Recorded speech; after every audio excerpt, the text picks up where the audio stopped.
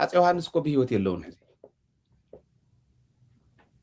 ቅድሚ 100 ገለን ዓመት ዝሓለፉ ኣቦ ኣልዒሉ በዲሎም ኹም ነይሮም እዮም ክብል ከሎ ሃፀይ ዮሃንስ ናብ ሕጊ ንምቕራብ ኣይኮነን በዲሎም እውን ኣይኮነን ትግራዋይነት እዩ ዝወቅዕ ዘሎ ዝወዲ እዚ ኣዲስ ኣበባ ኮይኖም ምስ ሰብ እዚ ዝሰርሑ ተጋሩ ብጣዕሚ እዮም ዝሕዝኑኒ ትግራዋይነት ይክወቅዕ በል ዝብል ዘሎ ነዚ ሰብ እዚ ደጊፍካ ብዝኾነ ይኹን መንገዲ እዚ ሰብ እዚ ኣብ ዘለዎ መድረክ ምርካብ ትግራዋይነት ዝግለጸሉ ኣይኮነን ፀረ ትግራዋይነት እዩ ሃፀይ ዮሃንስ ስለ ዘልዓለ ኣይኮነን ኣነ ከምኡ ዝብል ዘለኹ ተርጉምዎ ልቢ ዘለዎ ትግራዋይ እንታይ ገይሮሞ እዩ ነዞም ኣቦ እዚኦም ኣልዒልዎም ቅድሚ 100 ገለን ዓመት ዝሓለፉ እሞ ከዓ ብጅግንነት ዝሓለፉ ንኢትዮጵያ ፍሉይ መስዋዕትነት ዝኸፈሉ ብጅግንነት ኣብታ ግዜ ዘመኖም ከም ምኒልክ ቆራሪሶም ዝሃብዎ መሬት የለን መሬት ከይትቁረስ ዓዲ ከይትዋረድ እንዳሓለው ግቦኦም ፈፂሞም ዝሓለፈ ኣቦ ኣብ ክንዲ ሓወልቲ ምስራሕ ኣብ ክንዲ ምኽባር ሃፀይ ዮሃንስ በዲልኩም እዩ ኢሉ ክዛረብ ከሎ ነቲ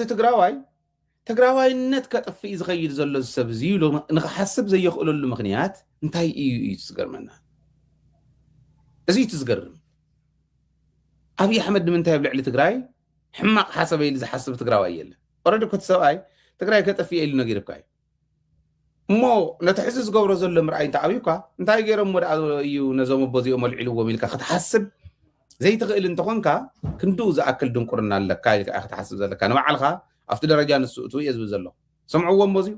ግን ብጣዕሚ ዝገርመኒ እቲ ትግራዋይ ኢሊትን እቲ ናይ ኣምሓራ ኢሊትን ረኣይዎ ሕዚ ነዛ ጉዳይ እዚኣ ከመይ ገሮም ይምልስዋ ከም ዘለዉ ናይ ኣምሓራ ረኣይዎ ትግራዋይ ፀጥ ኢሉ ኣዲስ ኣበባ ዘለውን ኣብይ ኣሕመድ ከይፀልኣሉ ትግራይ ዘለውን ታዳንኦም ከምኡ እንዳኣሎም ንዕቆም እንዳኣሎም ዝገድፍዎ ኦኬ ማይምን ንዓና ደኣ ከፀልዑና እንዲም ከምኡ ምባሎም ደኣ ክተርፍ ኮይኑ ገለ እንዳበለ ዝኸይድ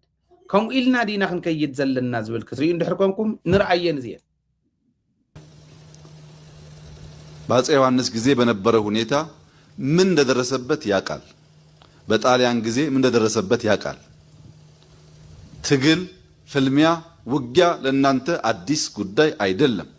አባቶቻችሁ አልፈውበታል። በየዘመናቱ ግን ኪሳራ፣ ሞት፣ ድቀት እንጂ ጥቅም አልተገኘበትም። አሁን ሊበቃን ይገባል። ያንን በጋራ መወሰን አለብን። የምናየውን ትተን የምንሰማውን ብቻ እየወሰድን የሚታየውን እየካድን የማይጨበጠውና የሰማነውን ብቻ እየተቀበልን ብንለያይ ኪሳራው የበዛ ስለሚሆን ወገኖቻችን በተከባበረ በተደመረ መንፈስ ለልማት እንድንነሳ አደራ አላችሁ ፈልጋለሁ። እንታይ ዝብል ዘሎ እዚ መስለኩም አይ ዶንት ኖ ከመይም ዝርእይዎ በዓል ጌታቸው ከመይ ዝበለ ሕልና እዩ ዘለዎም ከመይም ዝርእይዎ በዓል ጻድቃን ከመይ ዝበለ ሕልና እዩ ዘለዎም ሲዝ ገርመን ነበር ዝወድ እዚ ጣልያንን ሃፀይ ዮሐንስን ወረርቲ እዮም ንዓኹም ይዝብ ዘሎ ጣልያን ወሪሮምኩም ጣልያንውን አድቂቁኩም ሃፀይ ዮሐንስውን አድቂቁኩም ይብሎም ኣሎ ለምቅናውን ዝወለ ሰሚዕኩም ይኹም ትግራይ ኤርትራን ሱዳንን መጽየን ከመጻየን ኢልና ንላዕላውነትና ፍጹም ቅንጣት ታክላን አንፈራም አንጠራጠርም ይሉ ስለዚህ ኣብ ላዕላዊ ድንበርና ኢትዮጵያ ውሽጥ ኣይኮነትን ትግራይ ማለት ትግራይ ነጽልዋ እዩ ትግራይ ትኺድ ክብሉ ከለው ካብ ልቦም እዮም ነይሮም በዓል ብርሃኑ ከምኡ ክብሉ ከለው በዓል አዳነች ከምኡ ክብሉ ከለው ኣብይ ኣሕመድ ከምቲ ዝሓለፈ በትግራይን ኤርትራን ሱዳንን ላዕላውነትና ይድፈርን ክብል ከሎ ኣብ ላዕላውነት ኢትዮጵያ ውሽጥ ኣይኮነትን ትግራይ ብሕልን ኣብይ ኣሕመድ ሕዚ እውን ጣልያንን ሃፀይ ዮሐንስን ማዕረዝ ገብረልካ ዘሎ ወሪሮምኩም እዮም ሃፀይ ዮሐንስ መፅኡ በዲልኩም እዩ ጣልያን መፅ በዲልኩም ይብሎ ሃፀይ ዮሐንስ በዲልዎም ደይበደሎምን ህዝቦም ሓራ ዝምልሶ ዘሎ ከዓ ክንርኢና እምበር እቲ ወዲ ኦረዲ ወረርቲ እዮም ተጋሩ ኢሉ ምዝራብቱ ቀዳማይ ዝበለ ጥራሕ ተይኮነ እንተሎ ብሃፀይ ዮሐንስ እውን ወረርትኩም እዮም ነይሮም ይዝብለኩም ዘሎ ከመይ ዝበለ ትግራዋይ ሕዚ ምስ ዝወዲ ዝሰርሕ كمي زبالك دخوم كتكون كل خائخة مزود زي تسرح أبزت حساس بازي هونكا تقراوي نتس هون حتى العلو أوز مدرخ زي خوينو أبزت حساس بازي خوينو هم اللي صلي إلى حسب حلنا كمي زبال حلنا أيوه يتوانا هذا اللي تنا من مارسيت تقراي مستم كالوت بير سوات كوينا نتو صره تግራይን صره ካልኦትን ዝኾነ ሓይሊ ምውጋድ ድሕሪኡ ዘሎ መሰል ዓርሶ ውሳነ ትግራይ ምኽባር እዩ እዚ አይና ክንገብር ዘለና ኣነ ዝረኣየኒ እዚ እዩ ዘይረኣየካ እንተ ኮይኑ ነተረኣየካ ኸሪ ፅባሕ ንጎ ክረኣየኩም ከለኹ ተሓዝኑ ኢኹም እዚ ወዲ ሙሉእ ብሙሉእ ትግራይ ትበሃል ካብ ኢትዮጵያ ወፃእ ዝገበራ ብባጀት ጥራሕ ኣይኮነን ብታሪክ እውን ብጂኦግራፊ እውን ኤቭሪቲንግ ኣውፂዋ እዩ እዚ ዝነግረና ዘሎ ኣምሓራ ግን ከምኡ ይብልን ናጽ ዮሐንስ በዲሉና ይብልን ናይ አምሓራ ሚድያታት ረኣይዎም ናይ አምሓራ አክቲቪስታት ረኣይዎም ኣብ ማሕበራዊ ሚድያ ነጠፍቲ ረኣይዎም ኩሉ ይምልሰሉ ሰይና ቁንጥረ ቢልና ንረአ ለጎንደርን የተሰውላት አንተ ደንቆሮ አስተውለው አትስደባቸው ነገስታትን አትሳደብ ጥፋት ካላቸው በትክክል ይሄ ብለ ለትምህርት እንደሚሆን መንገድ ነው እንጂ እሳቸው ትግሬ ናቸው እንዲያደርገው ምናምን ተው ግድ የለም ታው የሶስት ነካ ያንተ ይነካባል የሶስት ነካ ያንተን አጼ ቴዎድሮስ የሰሩትን ግፍ ሁሉ ይዘረዘረብህና ቴዎድሮስ ተዋረደብኝ ነው እንዳትል ሁሉም ነገስታት በጎ ሰርተዋል ያጠፉትንም አጥፍተዋል መላእክት እንኳን ነበሩ ሰዎች ናቸው መላእክት አይደለም የነበሩ ሰዎች ናቸው የበለጠ ቅድስና ያላቸው እንደ አዲያም ሰገድ ኢያሱ ያሉ ግን ይደነቃሉ እና አጼ ዮሐንስ አራተኛ ለማየት ፈልገው ያው ተግሳጽ ደረሰባቸው ሳያዩ ተመለሱ ኋላ አንድ የካቶሊክ ቄስ መጣና ጦር መሳሪያ ፈልጌ ከአውሮፓ ገዝተህ አምጣልኝ አሉት አይ የለም አላቸው ምን ፈልገህ ነው የለም የምትለኝ አሉት ታቦተ ጽዮንን ያሳዩኝና በነፃ ላምጣልኝ አላቸው ኋላ መኳንንቱ መከሩና ችግር የለውም እንፍቀድለት ግን መጀመሪያ መሳሪያውን ያምጣው ለምን ስለምትደፋው መጀመሪያ ያምጣው እሱ ደግሞ ድርቅ አለ ደብዳቤው ይሄው ማይተም ውል እንውሰድ ግን መጀመሪያ ማየት ፈልጋለሁ ኋላ እንዴ ትልኛላችሁ አላ እዛው እንግዲህ ያረጋችሁን ታርገው ብሎ ሄደ ተመልሶ እሳቸው እንግዲህ መቀሌ ነው ቤተ መንግስታቸው ተመልሶ መጣ አያት አዋየዋት በጣም ይገርማል አዋየዋት በሸቃቸው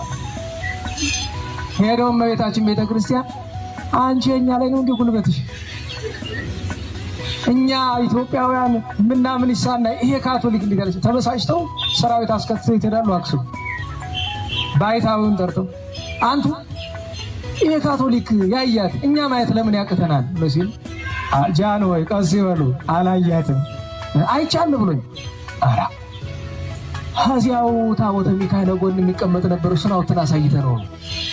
አላያትም የሷ ፍላጎት ከሚቀርብለን ነው ሌላ ታቦት ነው ያሳየነው እሷን አይደለም ሞኝ ስለሆነ ግን እሷን ያየ መስሎት ይሆነ ለምን ያ ታቦተ ሚካኤል በጣም ጥንታዊ ብዙ ታሪክ ያለው ልክ እንደ ታቦተ ጽዮን በትልቅ ነገር ለብቻው የሚቀመጥ ነገር ነው ጥንት የነበረ አጼ ኢያሱ ያንን ካደረጉ ለታሪካቸው ለባህላቸው ለሃይማኖታቸው መስዋዕትነት የከፈሉ አባት ናቸው ቃል በቃል ይሄንን የዘረዘረው ታሪክ ነው ብዬ ነው እንጂ መጀመሪያ ላይ ያለው ነአብይ አህመድ ተኸውን መልሲ ዚያያ ተሐዘም መጀመሪያ ተሰምዑዋ ማለት አጼ ዮሐንስ አራተኛ ለጎንደርን የተሰውላት አንተ ደንቆሮ አስተውለው አትስደባቸው ነገስታት ዚያታ አኽሉያ ዚያና አብይ አህመድ እኽልቲያ ግን ናይ አምሓራ መንእሰይ ከም አብይ አህመድ አይኮነን ታሪኹ ዝፈልጥ ስለዝኾነ እንታይ ይብለሎ ዝብል በደንብ ክትሪእዎ ትማልውን እሽተይ ቀንጮ ቢለሪአኩም ነይረ ቅድም ኢሎም ዝገልጽዎም እዮም ሕዚ አይኮነን አርት ናይ አምሓራ ንሃፄ ዮሐንስ ከመይ ገይሮም ዝገልጾ በደንብ ገይርኩም ትሪኡ እዩ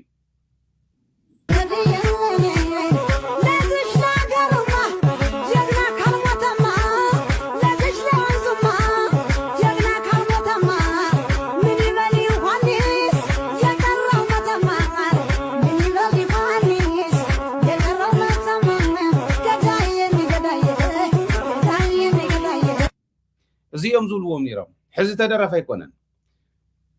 አብይ አህመድ ዝበሃል ፀረ ተጋሩ ዝኾነ ሰብ መፅዩ ኣብ መንጎ ትግራይን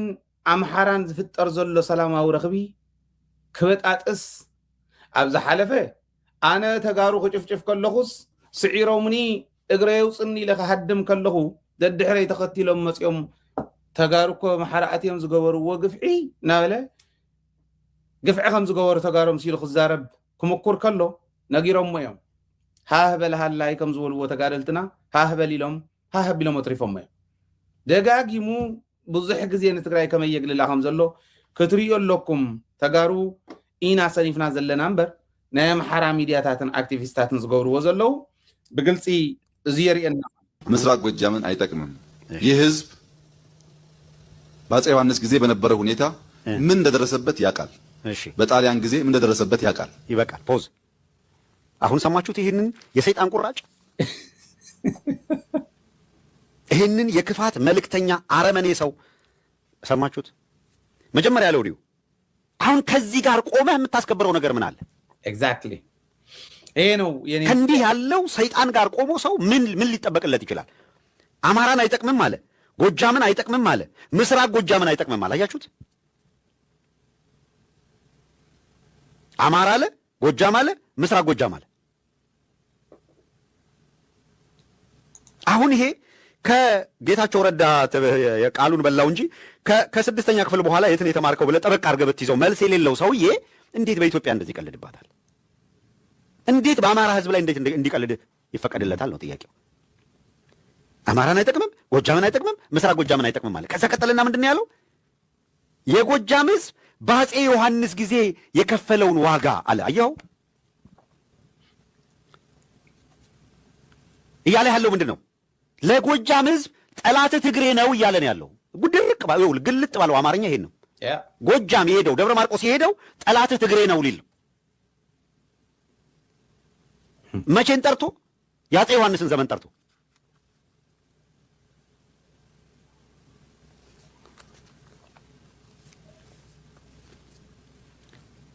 ስለዚህ ጎጃም ሆይ ዮሐንስ በነበሩበት ጊዜ በድለውሃልና አሁን አንተ ዝም ብለህ ከትግሬ ጋር ተዋጋ የሚል መልእክትን ያስተላለፈው የሚፈልጉት ፖለቲካ ይሄን ነው ኤግዛክትሊ ይሄ ነው ዋናው ንሕና ተጋርዞ ይተረዳእናዮ ዝብሎ ዘለኹ እዚ ኣይተረዳእናዮ ንሕና እተወዲ ኣይተረዳእናዮን ክብል ከለኹማ ኣነ ሃይለን ከም ሃይለ ዝበሉ ተረዲእዎም ወገን ህዝቦም ኮይኖም ናይ ህዝቦም ውግንና ሒዞም ዝቃለሱ ዘለው ሰባት ማለት ኣይኮነን ማሕበረሰብ ትግራይ ኩሉ ደገ ይሃሉ ውሽጢ ይሃሉ ይመሃር ብዘይግድስ ምስ ዝኾነ ይኹን ሓይሊ ክሰርሕ ይኽእል እዩ ምስ ከምዚ ዝበለ ፀረ ህልውንኡ ፀረ ትግራዋይነት ዝኾነ ሓይሊ ምስራሕ ግን ሓደጋ ምዃኑ ታሪኻዊ ሓደጋ ምዃኑ ክርዳእ ክእል ኣለዎ እዩ ትናተይ ከመይ ገይሮም በዓል ጌታቸው ጻድቃን ወሎ ካሊእ ወሎ ምሁራን ኢና እንዳበሉ ተማሂርና ኢና ህዝቢ ትግራይ ንሓስብ ኢና እንዳበሉ እንተነኣሰ ታሪክ እኮ ክቕሶም ናይ ኣብዪ ኣሕመድ ድሌት ከተግብር ክእል እዩ ኣብ ካሊእ ግዜ ፖለቲካዊ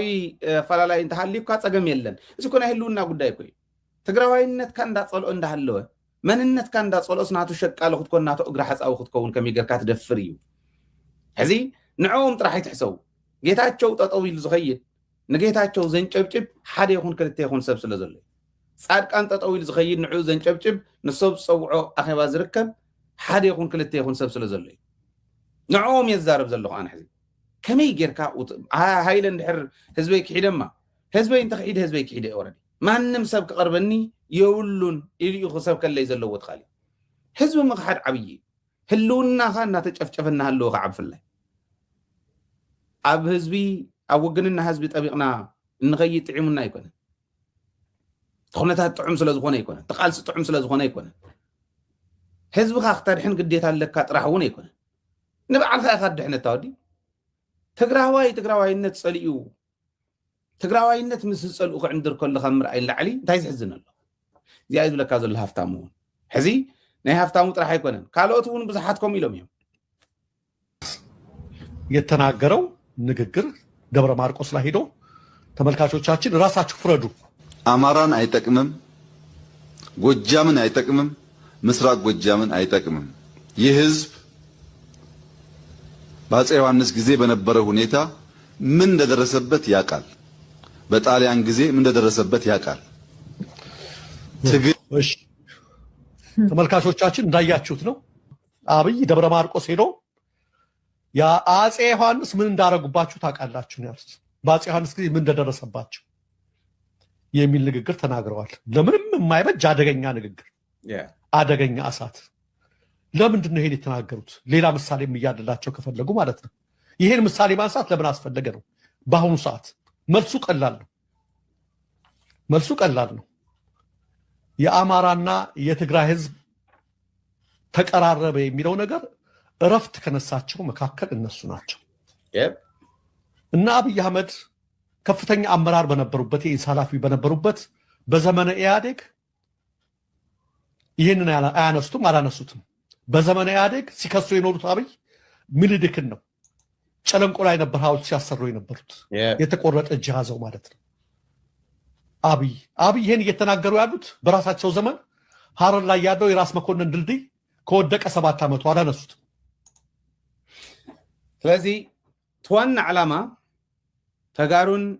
ኣምሓሩን ንምፅላእ እዩ ዝብል አንደርስታንዲንግ ኣብ ኣምሓሩ እንድሕር ኢና ኣብቶም ናይ ባዕልና ባንዳታት እውን ንኽህሉ ንስራሕ። ሓደ ግዜ ሕልንኦም ተሸይጦም ህልውንኦም ተሸይጦም መንነቶም ተሸይጦም ሸይጦም የሚልና ክንገድፎም የብልና ናይ ባንዳታት ተልእኾ ሪኢኹም ኢኹም